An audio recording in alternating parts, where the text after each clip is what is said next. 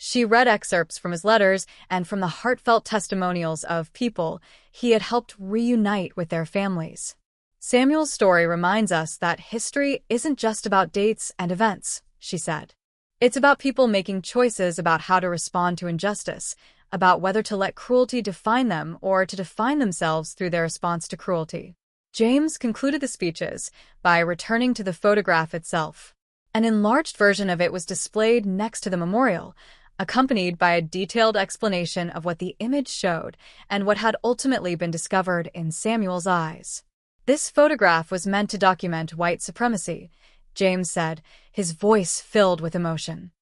It was meant to show a black child in his place, subservient and controlled, standing next to the white child who would grow up to be his master.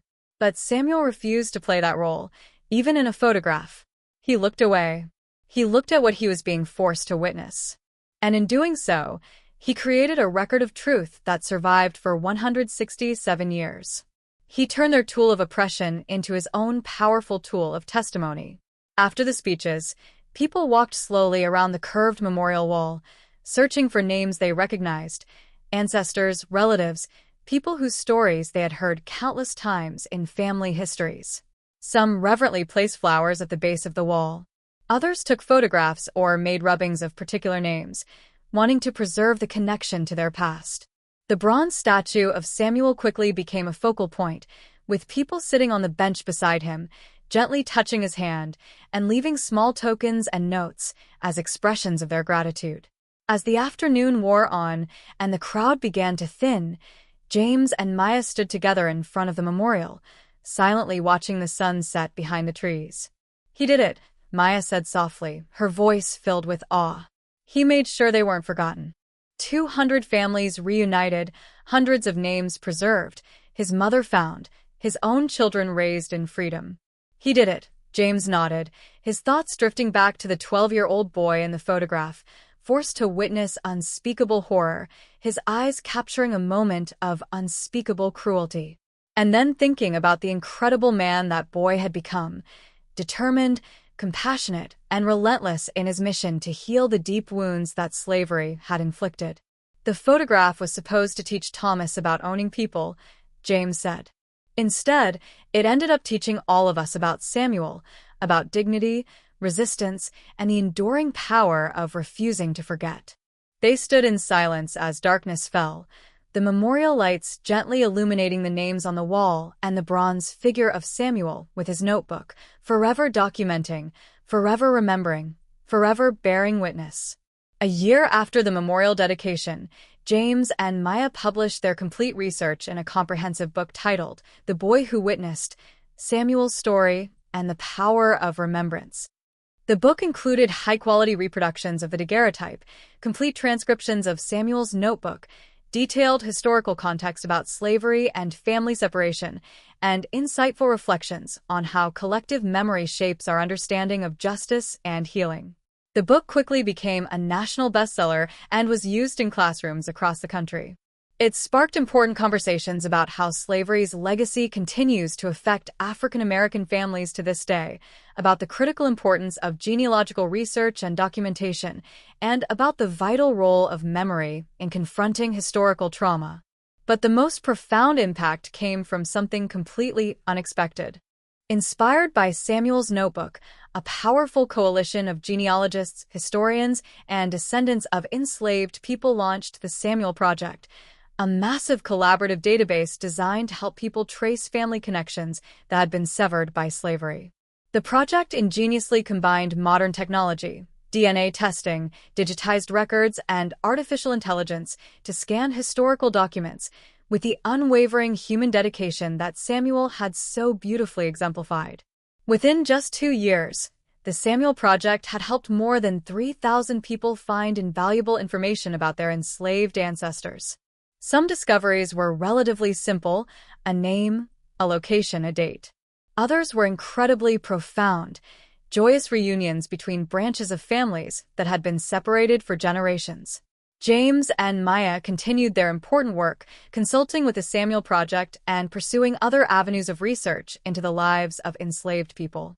But they always kept the daguerreotype of Thomas and Samuel prominently displayed in James's office, a constant reminder of why they dedicated their lives to this vital work. One afternoon, James received an unexpected visitor, a man in his 30s who introduced himself as Thomas Whitfield, the great-great-great-grandson of the Thomas in the photograph. "I've been struggling with what to say," Thomas admitted, sitting nervously across from James's desk. "My family has a complicated relationship with our history. Some members want to pretend the past didn't even happen. Others acknowledge it, but don't want to talk about it publicly. But I needed to come here and say something." James waited patiently, giving him the space to gather his thoughts. "That photograph is of my ancestor and Samuel standing together," Thomas continued, his voice barely above a whisper. "My ancestor was being taught to see Samuel as property, as less than human. But Samuel's eyes were looking at something else, at truth, at injustice, at a reality my ancestor was supposed to ignore. And then Samuel spent his entire life making sure that truth couldn't be ignored, that the people my family and others like us had treated as property were remembered as human beings with names and families and stories." Thomas paused, his voice thick with emotion. "I can't undo what my ancestors did. I can't change the past, but I can acknowledge it. I can learn from Samuel's example about the importance of witnessing, of documenting, of remembering. And I can commit to making sure my children know this history, all of it, not just the sanitized version." He pulled out an envelope and handed it to James.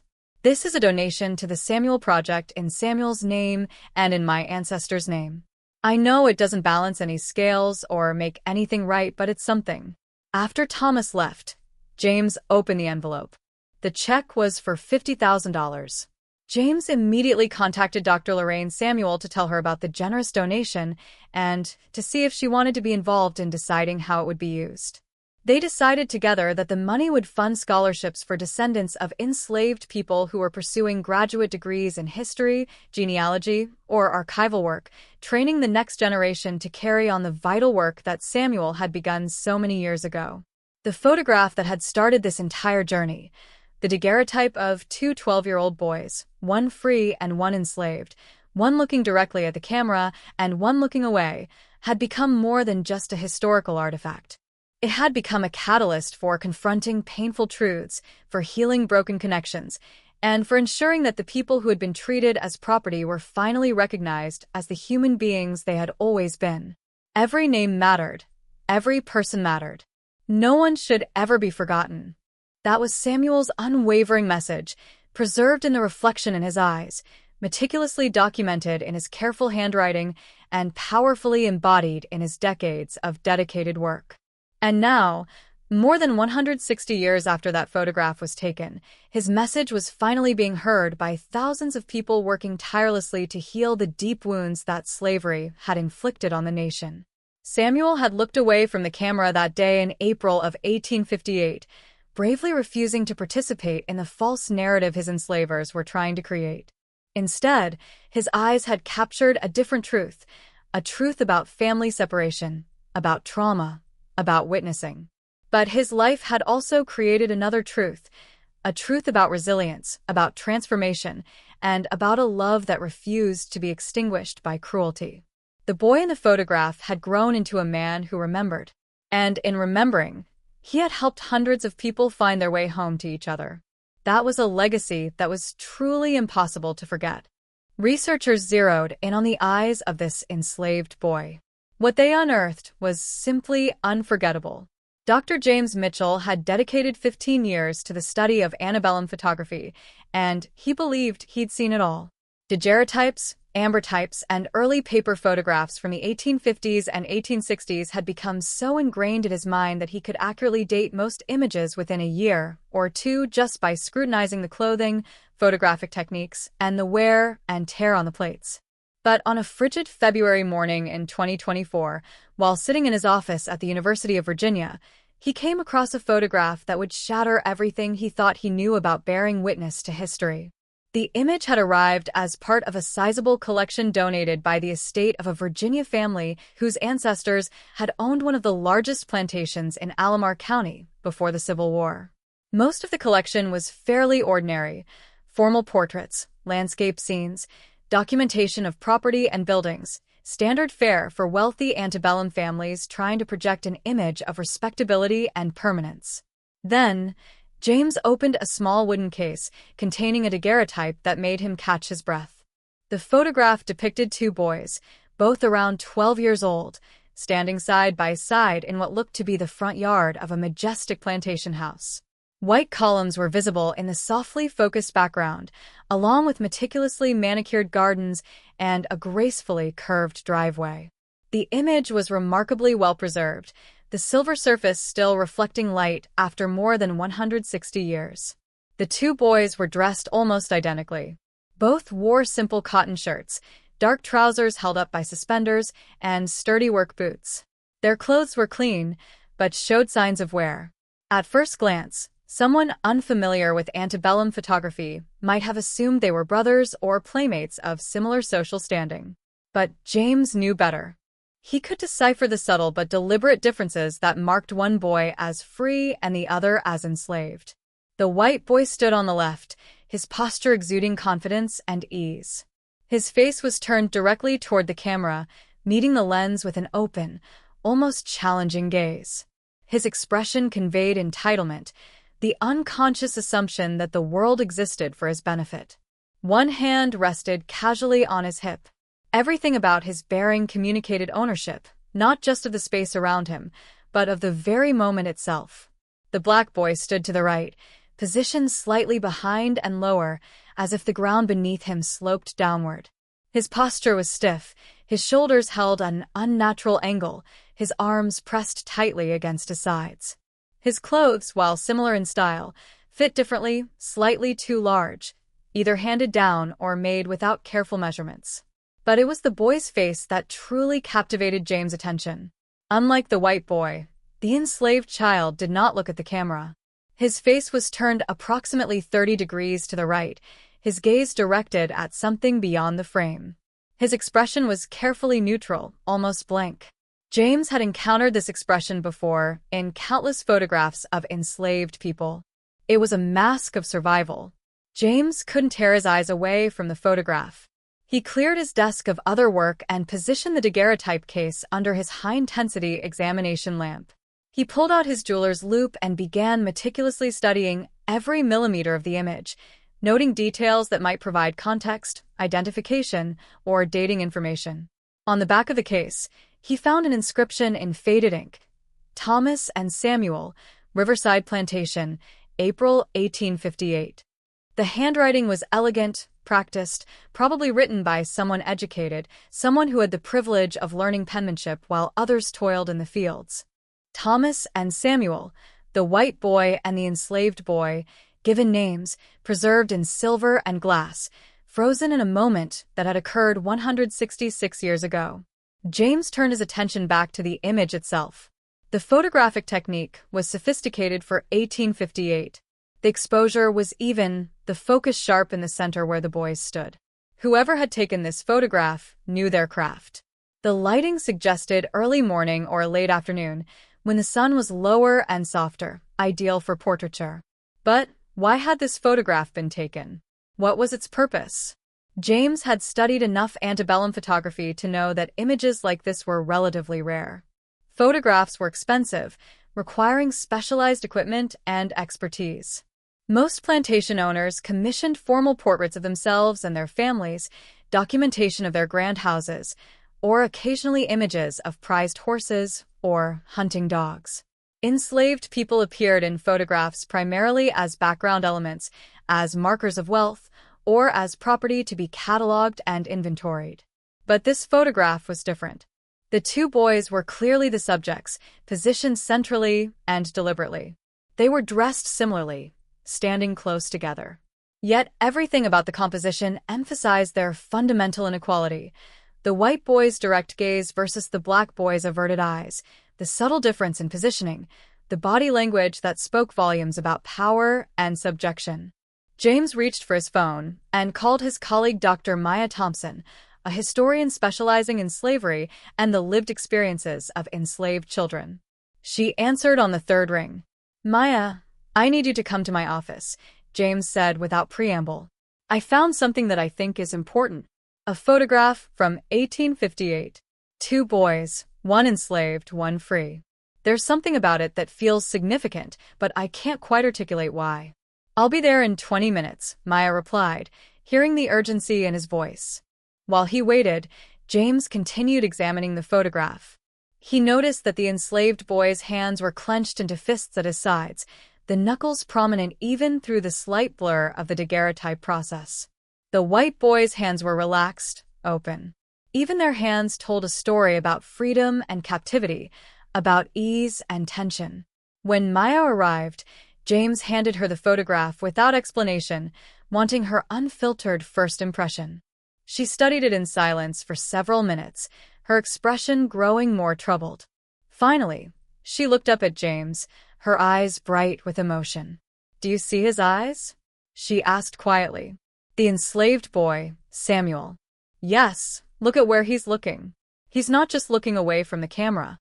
He's looking at something specific." Maya positioned the daguerreotype under James' digital microscope, a sophisticated piece of equipment capable of capturing high-resolution images of historical photographs without damaging them. She adjusted the focus, zooming in on Samuel's face, specifically on his eyes. The thing about daguerreotypes, Maya explained as she worked, is that they're incredibly detailed. The silver surface captures nuances that later photographic processes couldn't match. If we can get a clean digital capture of his eyes, we might be able to see what he was looking at. James watched over her shoulder as the image appeared on the computer screen. Maya zoomed in further, the pixels resolving into startling clarity. Samuel's eye filled the screen. The iris, the pupil, the slight reflection of light on the corneal surface. And there, in that reflection, was something neither of them had expected. "Oh my God," Maya whispered. The reflection in Samuel's eye showed figures, people, a group of people standing in what appeared to be a line, positioned some distance away from where the photograph was being taken. Even in the tiny reflection, captured inadvertently by the daguerreotype process, they could make out details: light-colored clothing, the postures of people standing and waiting, the suggestion of a crowd. "That's an auction," James said, his voice hollow. "That's a slave auction happening while this photograph was being taken." Maya nodded slowly, her jaw tight. Samuel wasn't just looking away from the camera, randomly. He was watching people being sold, people he probably knew, maybe people he loved. They sat in silence for a moment, the weight of the discovery settling over them like a physical presence. This photograph, which had seemed like a straightforward, if uncomfortable, documentation of antebellum's social hierarchy, was actually something far more complex and devastating. It was a record of forced witnessing, of a child being made to observe the commodification and sale of human beings, while he himself was being photographed as property. "We need to enhance this," Maya said decisively. "We need to see if we can get more detail from that reflection, and we need to find out everything we can about Riverside Plantation, about Thomas and Samuel, and about what happened there in April 1858. Over the next week, James and Maya worked with a digital imaging specialist to create the highest resolution scan possible of the daguerreotype. The specialist used a process called focus stacking, taking hundreds of images at slightly different focal planes and then combining them into a single, incredibly detailed composite image. When the final enhanced image was ready, they gathered in James' office to examine it. The imaging specialist, a graduate student named Alex, projected the image onto a large screen on the wall. "I've never seen anything like this," Alex said, clearly shaken by what they had uncovered.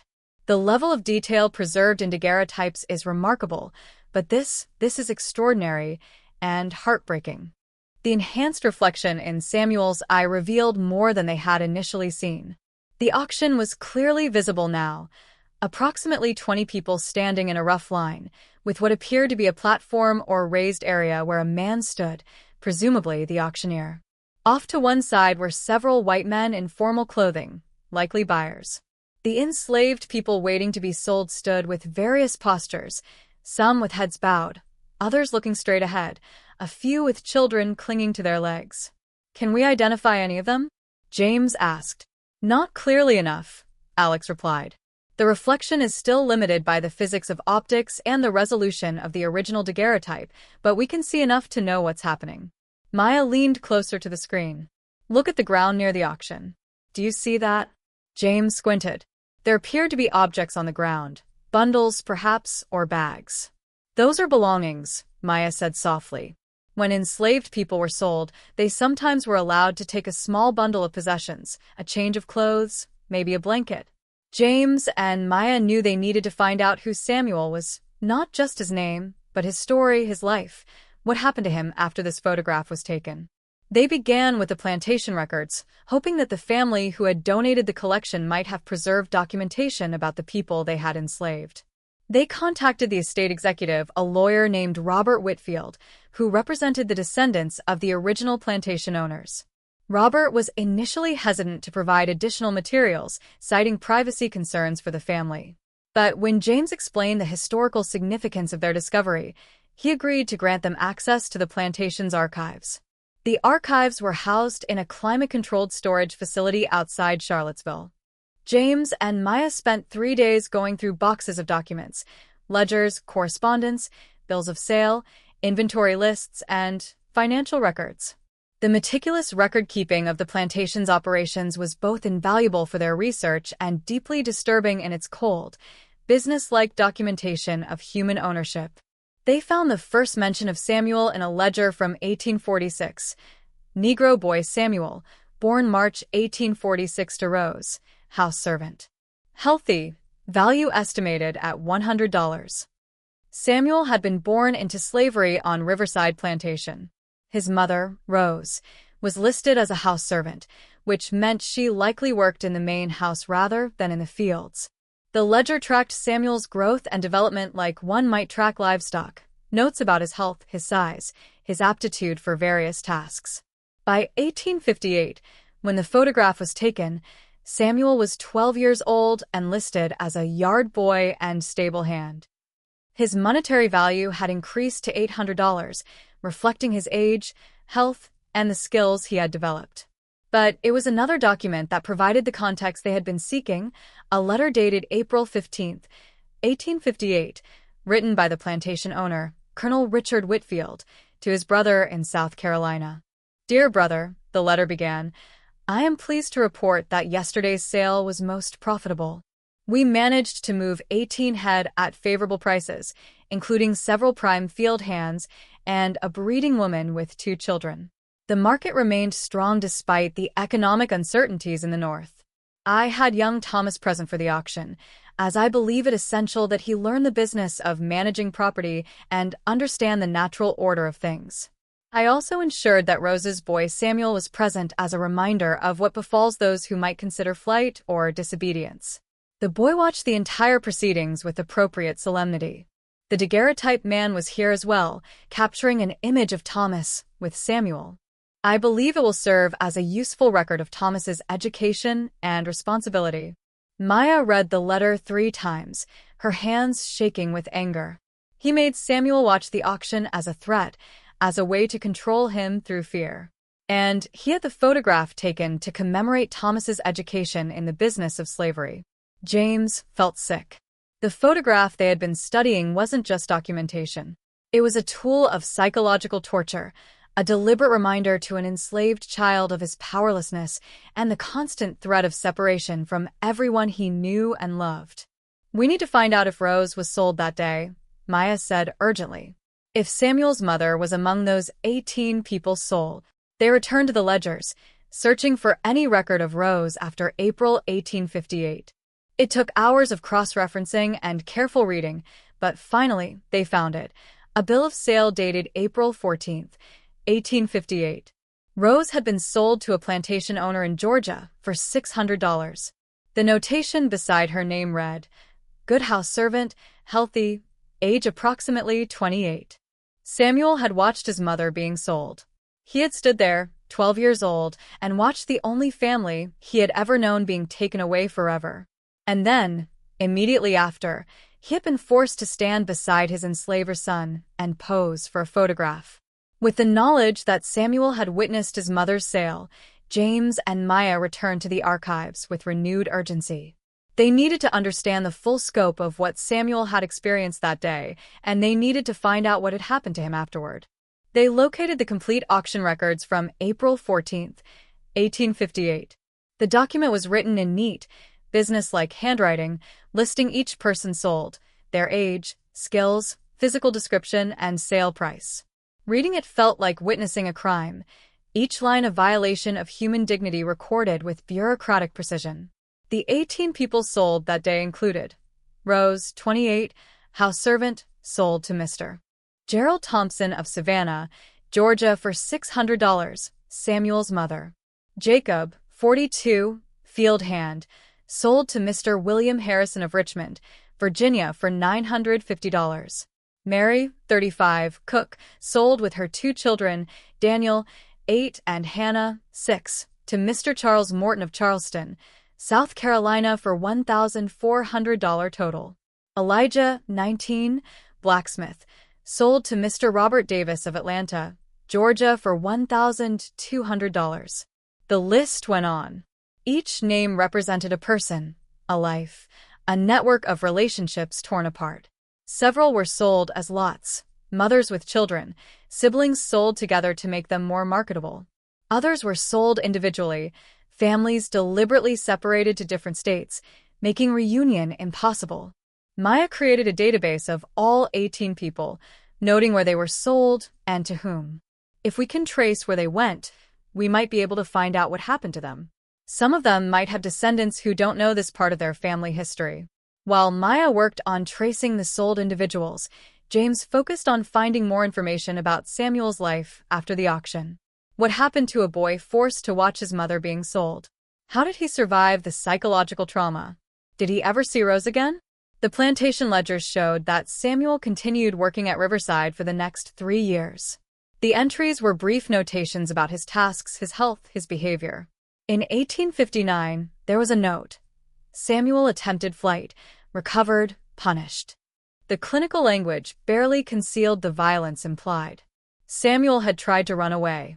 He had been caught, and he had been punished, though the ledger didn't specify how. James had studied enough antebellum history to know that punishments for attempted escape were brutal, designed to break the spirit and terrify others into submission. But Samuel appeared in the records again in 1860, still working at Riverside, still surviving. Then came 1861, and the records became sparse. The Civil War had begun, and the orderly documentation of the plantation began to break down. There were fewer entries, more gaps, notations about shortages and difficulties. The world that had sustained Riverside Plantation was collapsing. The final entry about Samuel appeared in March 1865. Samuel departed with Union troops, whereabouts unknown. Samuel had left with Union soldiers when they came through Alomar County in the final months of the war. He was 19 years old, finally free after a lifetime of enslavement. But where had he gone? What had he done with his freedom? Had he ever found his mother? James and Maya knew they needed to search beyond the plantation records. They needed to look at Freedmen's Bureau documents, military records, census data from the Reconstruction era. Anything that might tell them what became of Samuel after he walked away from Riverside. The search took them weeks. They combed through digitized records from the National Archives, contacted genealogists who specialized in African American family history, and reached out to historical societies across Virginia and Georgia. Finally, they found him. The breakthrough came from an unexpected source, a collection of letters housed at the Library of Virginia in Richmond. The letters had been written by teachers and missionaries who had gone to the South during and after the Civil War to establish schools for formerly enslaved people. One teacher, a woman named Elizabeth Hayes from Massachusetts, had written extensively about her experiences teaching in Virginia from 1865 to 1870. In a letter dated June 1865, Elizabeth wrote about her students. Among my pupils is a young man named Samuel, approximately 19 years of age, who demonstrates an extraordinary aptitude for learning. He is determined to read and write, working long into the evening by candlelight. When I asked him why he pushes himself so hard, he told me he is searching for his mother, who was sold away from him 7 years ago. He believes that if he can read and write, he can write letters to plantations throughout the South, inquiring after her. He has memorized her name, her age, her description, and the name of the man who purchased her. His determination is both inspiring and heartbreaking. James read the letter aloud to Maya, his voice breaking on the last sentence. Samuel hadn't given up.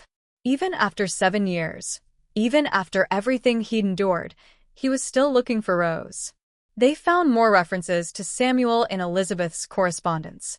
Over the next few months, he had indeed begun writing letters, dozens of them, sent to plantations, churches, and Freedmen's Bureau offices throughout Georgia, asking if anyone knew of a woman named Rose who had been sold from Virginia in 1858. In September 1865, Elizabeth wrote, "Samuel received a response to one of his letters today. A minister in Savannah wrote that he knows of a woman named Rose who matches the description Samuel provided.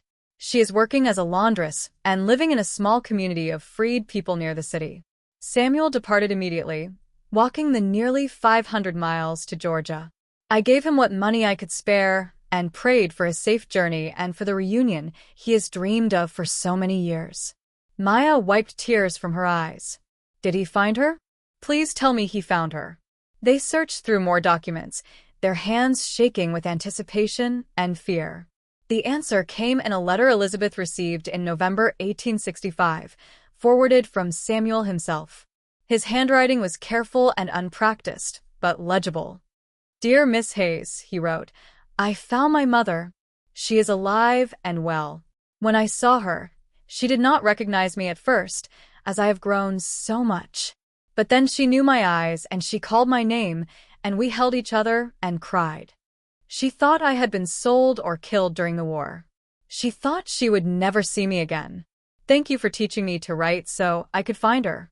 I will never forget your kindness. Your student, Samuel." James and Maya sat in silence, overwhelmed by the emotional weight of what they had discovered. This photograph, which had documented such trauma and oppression, was also part of a larger story of resilience, determination, and love that refused to be extinguished. But their research was far from over. They needed to know what happened next. Did Samuel and Rose stay in Georgia? Did Samuel build a life for himself? Did he have a family? They continued searching, now focusing on Georgia records from the Reconstruction era. They found Samuel again in the 1870 census, living in Savannah. He was listed as a carpenter, living with Rose and a wife named Martha.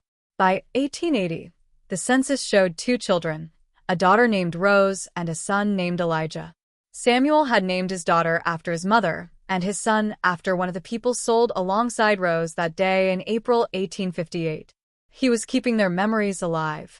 As James and Maya pieced together Samuel's post-emancipation life, they made another extraordinary discovery, one that would transform their understanding of who Samuel had been and what his life's work had become.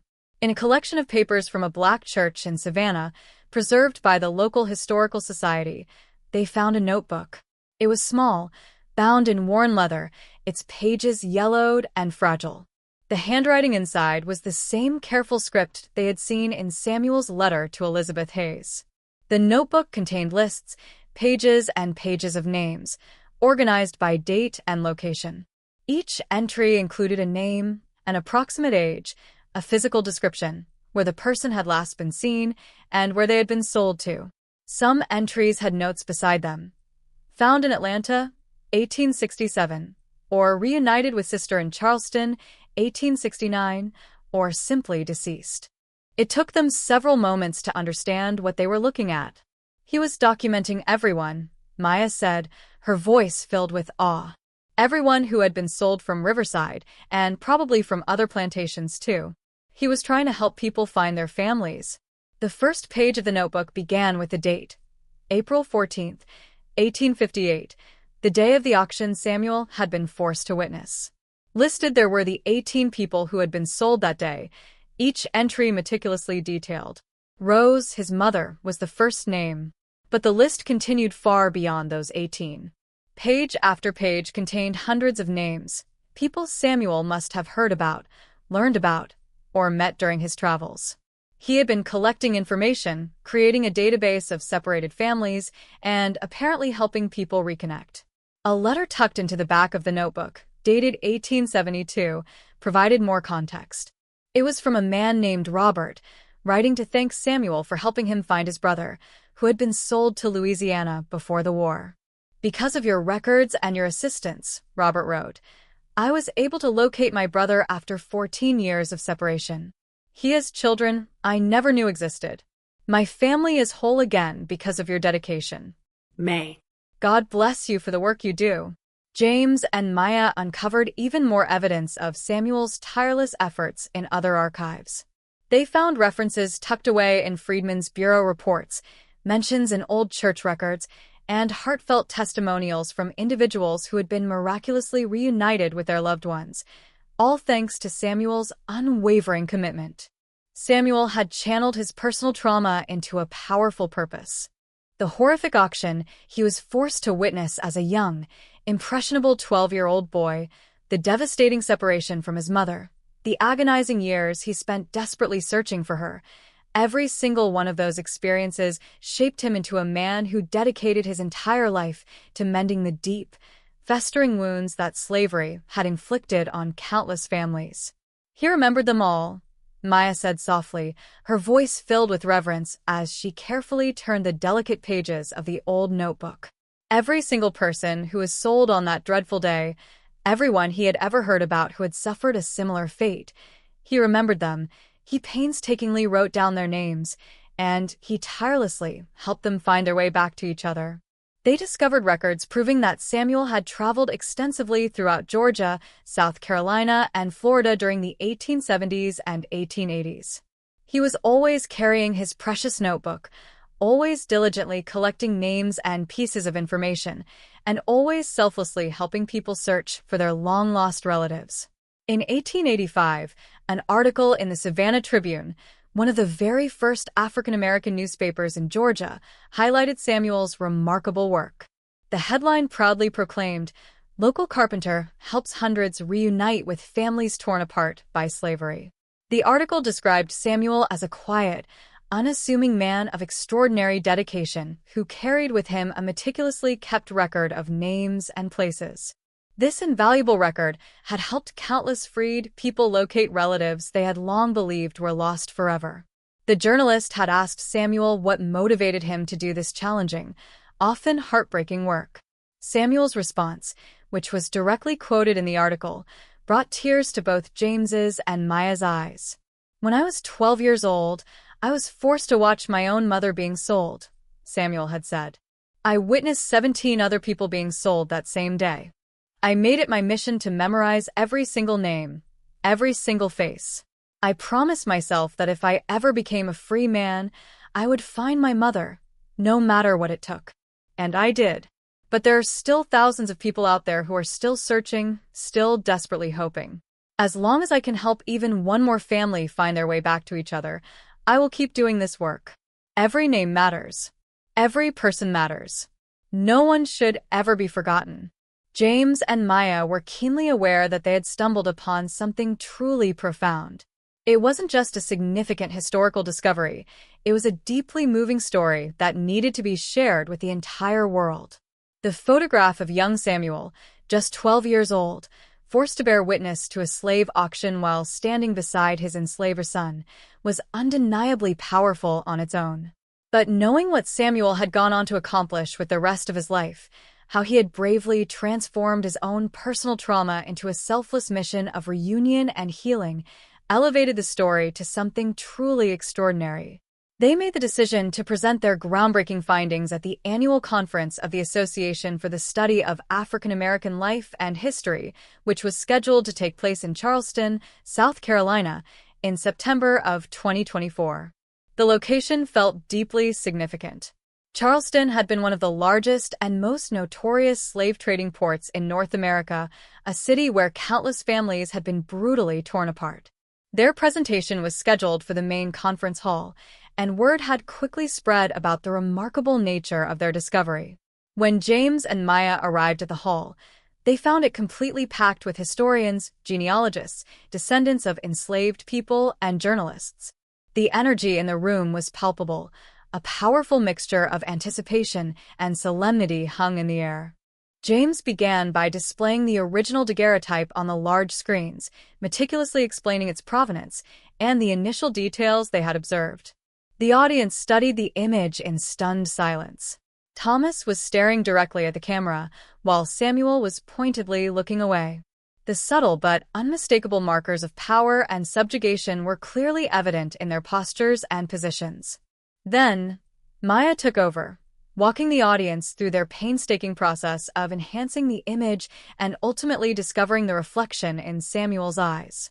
When the enhanced image appeared on the screen, revealing the horrifying auction reflected in the young boy's gaze, the room erupted in gasps and whispers of shock and disbelief. Several people openly wept. Samuel was forced to watch his own mother being sold, Maya said, her voice unwavering despite her own palpable emotion. He was just 12 years old, and his enslaver made him witness this horrific auction as a form of psychological control, as a stark reminder of what could happen to him.